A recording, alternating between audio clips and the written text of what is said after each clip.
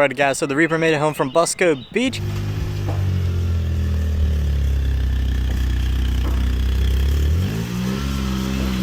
Now I'm gonna clean it up, make it look real nice and pretty, then I'll give you guys a walk around of it, show you what it's all about, and then we're gonna have to give a damage report because there is some stuff that I bought that is broken already, and then there's also some stuff that we broke at Busco. But let's get this thing cleaned.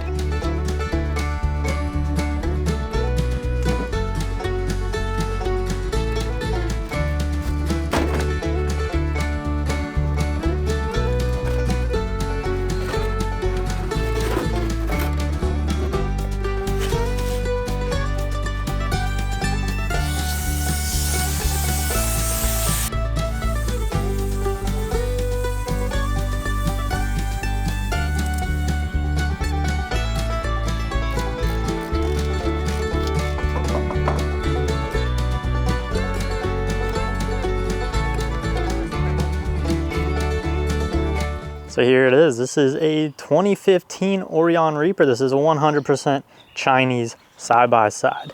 Now we got a ton of stuff done. It actually took several days, but we got the manual transmission fluid replaced, the front and rear differential oil replaced. Of course, we replaced the oil in the engine and the oil filter. I greased up all the suspension components on the front and rear. Changed out the coolant in this thing, which actually was a major pain. You got your radiator sitting up here along with your reservoir, which is kind of sitting up in that little engine bay. And then you have the actual engine back here, which is sitting up, and then all those lines run underneath it. So all that air is trying to go up into the radiator and up into your engine. The way I had to bleed that thing out was get that front end as high as possible, raise it up in the air, and then I just started disconnecting all the coolant lines and filling them individually until eventually we got most of that air out, and now she's idling just fine and not overheating. Also got the brake fluid all changed out. That stuff was pretty yellow and pretty nasty. Air filter got replaced. Now that thing was just saturated in water, soaking wet, so that was definitely a good thing to get taken care of. And I think we're gonna have to work on that air box because it lets in a ton of water. Now this passenger rear tire did have a ton of dirt in it in between the tire and the rim along the bead. So I got all that cleaned out. And now she seems to be holding air because it was getting really annoying that every time I came into the garage, this thing had a flat. Went ahead and replaced the fuel filter and even drained all the water out of this windshield washer reservoir and replaced it with windshield washer fluid. That way, when winter comes, that's not gonna freeze and have issues. And the last thing I did was replace this alternator. Now, I have no idea how this thing survived Busco. The battery must have had enough charge for the amount of riding I did. But when I got it home, even when I would let it idle, that alternator wasn't charging the battery enough and it would eventually die. So I got that battery on the charger and I replaced the alternator, and now when you start it, we're getting about 14 point, I don't know, something volts, which is real good. We're actually charging up that battery. This thing is a manual. It has a manual transmission in it, 5-speed. It also has manual lockers, so you can lock the front and rear independently.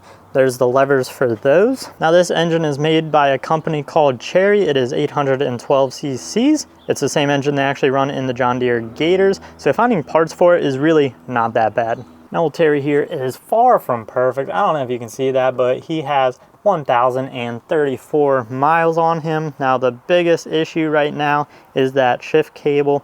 It did kink. I think what happened is during Busco, that clutch came out of adjustment. I think the cable stretched or something happened with the clutch cable, making it really hard to shift gears. So I was really trying to yank this thing into gear, which ultimately kinked this cable right here, and it even broke a bunch of strands off the end of it. So this thing is no good and will need replaced. Once that shift cable's taken care of, it's just a bunch of minor things I want to take care of. The horn doesn't work, the radio doesn't work. Now the tachometer, it worked at Busco, but then got it home and now it doesn't work, so I got to figure that out. Other than that, it's just a bunch of cosmetic things I want to take care of, such as the paint here on the doors.